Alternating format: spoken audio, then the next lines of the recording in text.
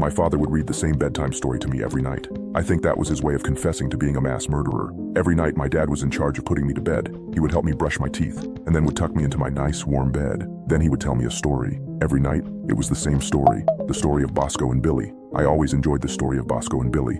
I always found that it would help me go to sleep. But after recent events, I now know it is a lot more sinister than it first appears. Billy the bear was an ordinary bear with an ordinary life, but he had a small friend named Bosco who got him into strife. Most of the time Bosco would behave, but sometimes he acted out. Billy tried to keep him in line, but sometimes he would break out. Like, one time Bosco was hungry and decided he would steal food. Billy tried to stop him and explained to Bosco that stealing is rude, but Bosco didn't listen. He stole the food anyway and took it to his secret spot and hid it away. Bosco took the food to the large oak tree that was in the woods. There he stuffed the food inside, and that's where he hid his goods. Billy never found the stolen food. It's still hidden there to this day. Bosco wishes that it is never found. He hopes and he prays. Billy is kind and Bosco is a little bit silly, and that is the story of Bosco and Billy. Now the story seems innocent enough, but my dad passed away a few years ago, and it took a toll on all of us, my mom especially. She began a little bit reclusive after my father passed, and so I didn't see her as often because she shut herself off from others. I spent a long time trying to create a relationship with my mother again, and slowly, over the course of a couple of years, I did manage to reconnect with her.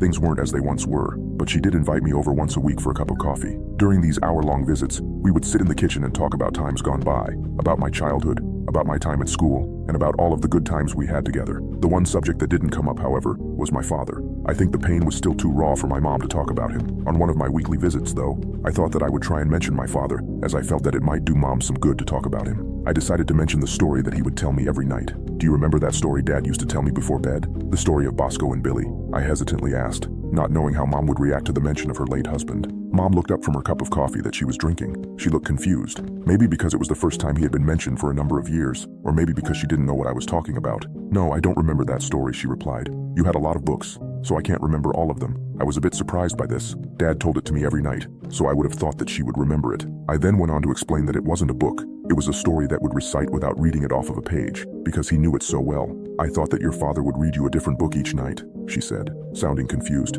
That's what he always told me anyway. I thought that this was especially strange because he never read me one of my books, and I would have thought that my own mother would have known this. What was the story about? She asked me. It was about two bears, one named Billy and one named Bosco. I was about to continue to explain the story when my mom suddenly interrupted me. Did you just say the bear was named Bosco? She asked me, sounding quite serious. Yeah, that's right. His name was Bosco, I replied. That's strange, Mom said. She had a look on her face that looked like she was trying to remember something. Your father used to tell me about a friend that he used to have a friend named Bosco, Mom continued. He used to say that Bosco would get him in a lot of trouble when he was younger. I never met this Bosco, which your dad said was a good thing. He also said that he only met up with Bosco only once or twice after we met, and then your father told me that he was longer going to see Bosco. He said that he finally got rid of him. I was always curious as to who he was. I have never seen any photos of him or any evidence that he existed now that I think about it. So, it is strange that he told you a story that contained a character with the name Bosco. Mom stopped talking for a second, and I didn't know how to respond. She then looked at me and asked, do you remember this story? Can you tell it to me? I recited the entire story to her.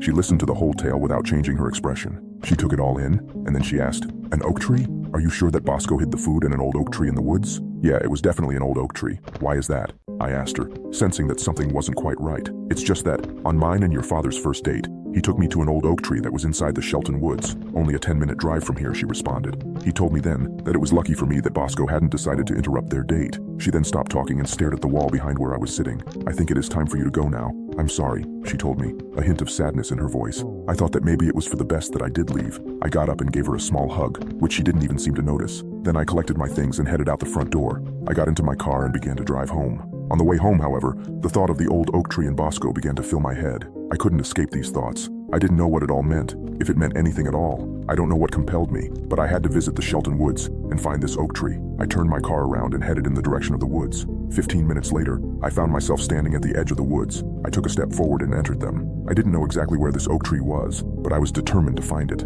I explored the woods for around 10 minutes before I saw it. Standing in front of me was a huge oak tree, its branches extending high up into the sky. I walked over to the base of the tree. A sense of fear started to overcome me. Something didn't feel right. It felt like something terrible had happened here. I looked down at the ground, at the base of the tree, and I saw that the dirt there looked slightly different than the rest of the dirt in the woods. I don't know why I did this, but I bent down and began to dig in the dirt. The police say that if I hadn't started digging, then they probably never would have found them. There were 4 bodies in total, all young women around the age of 24. All of them had been dead for over 30 years. It was undeniable they were all murdered and buried under this tree. The DNA testing was also clear. My father was responsible for the murders. Somehow, he managed to keep all of this hidden for many years. He never told anyone. The only clues that he gave were through my bedtime story, which I think was his way of confessing. The only thing I am not sure of now is, who is Bosco?